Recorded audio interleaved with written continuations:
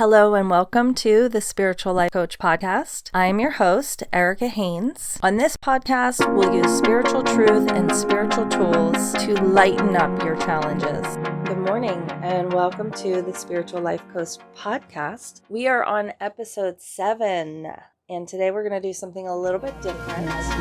Today we're going to take a break from A Course in Miracles and we're just going to talk about a spiritual tool that I feel like is really beneficial to a problem that I can relate to and I've heard so many times from so many clients over the years, which is how we get into these relationships with people who are emotionally unavailable or avoidant or inconsistent, and they trigger all of our insecurities. And they trigger our over-functioning, and they trigger our childhood wounds and our desire to prove ourselves. And what we'll do is this inner work and these mental gymnastics in order to make these crumbs and these inconsistent rewards that this partner is offering to us acceptable. We do all this work to rationalize it or to work with it or just all this effort on our part. And as we do all this effort on our part to keep this coveted prize,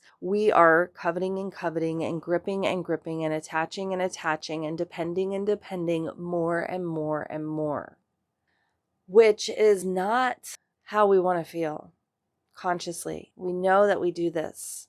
We know why we do this. We know some of our childhood wounding and our childhood trauma. And we know the men that we've been attracted to in the past and how they have barely met us in the middle. And yet we find ourselves doing it again and again and again.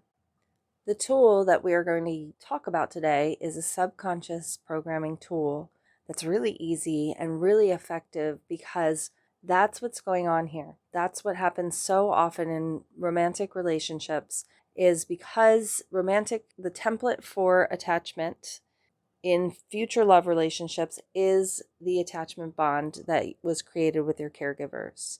And your subconscious was also formed from 0 to 10 or 12 years old. So that is also very strongly programmed and patterned based off this attachment.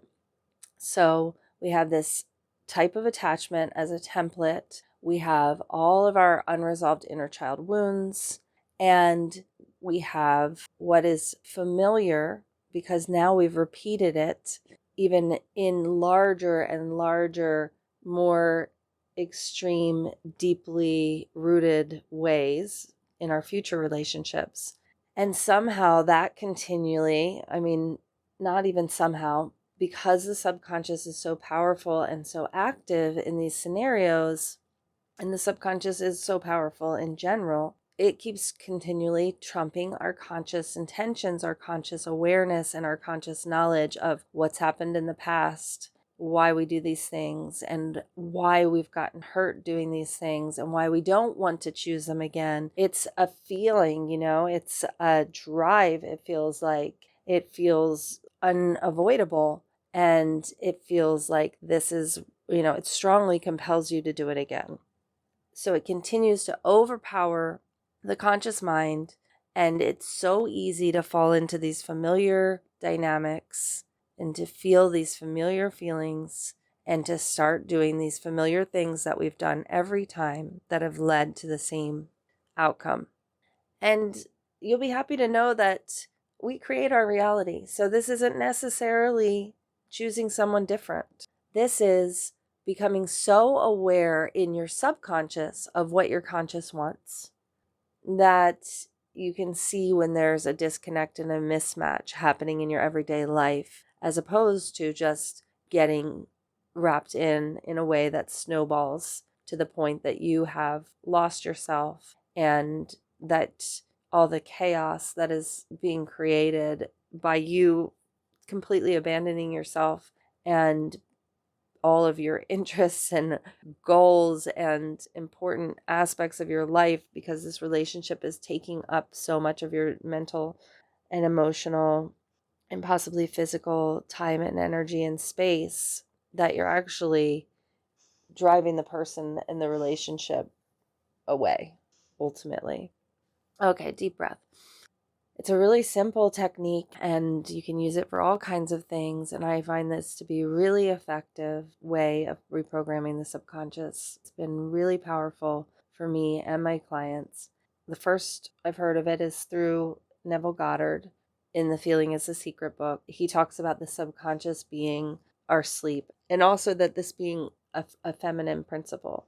And so the conscious is like the masculine principle that impregnates the subconscious. And the subconscious is this mystical, magical, mysterious womb of creation. So if we're going to sleep without intentionally entering into the subconscious, we're really wasting our lives, is what he says in the book. There are many things that you can think about the way you want your life to be before falling asleep, instead of thinking about the way your life is. There may be other practices you need around sleep if it's really difficult for you to do this. So just reach out to me if you need more resources. However, you can do this with anything. Say you're doing it per the topic of this podcast about how you want to feel. How you want to feel when you're attached to someone. How you want to be treated. How you want to be loved. How you want to be spoken to. And feeling is the secret. That's the name of the book. We're visualizing it as we're falling asleep and we're feeling it. We're feeling what it's like to have that masculine presence in our life, or feminine, whatever the case may be for you, or non-binary. That presence in our life who wants not to increase our struggle and our frustration, but actually wants to make our life better. Those rare men that you hear about that show up and actually want to contribute or improve or provide.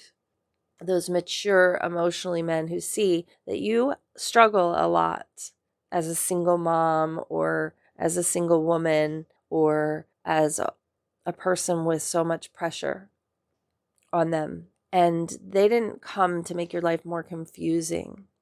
And they didn't come to be a problem. They came to be a contributor, a lover, a giver, a reassurer, someone who communicates when you communicate, someone who's there when you reach out your hand, there is a hand to greet you.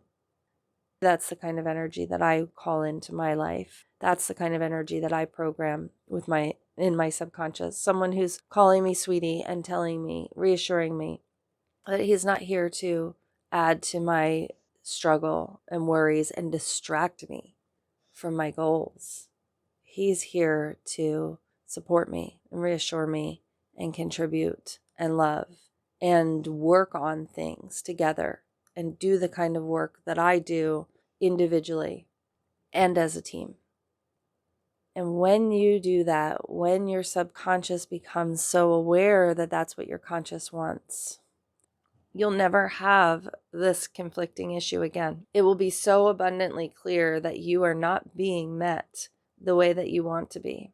And it's beyond this egoic thing that you see online where right now what's happening on TikTok, I broke up with him because my future husband would never make me open my own door, or blocked him because my future husband would never have a following list like that. I mean, those are all interesting things to look at and think about, but this is a misalignment of who you truly are and your true intentions and where your energy is really at. This isn't an egoic man versus woman or power struggle right off the bat kind of a situation. This is really what you're calling in on an energetic, relaxed, receiving, deserving kind of level. And this practice just makes your subconscious very aware that this is who you are and what you're about, so that it doesn't go running off to the next Peter Pan or totally avoidant, tall, dark, and handsome party boy or what have you. I will say that I find all of my practices and tools to be most effective in the morning. And that includes the fact that I do some night practices as well. It's always the goal as a spiritual seeker, student, coaching client to see how far you can get in the day before you lose it or something throws you off course. And there are a lot of reasons for that too. First of all, I want to say that you don't have to be in perfect alignment all the time. Just let that go. But it is nice to have, and something that I really value and teach my clients, is to have this center, this heart space, this womb of you and who you are.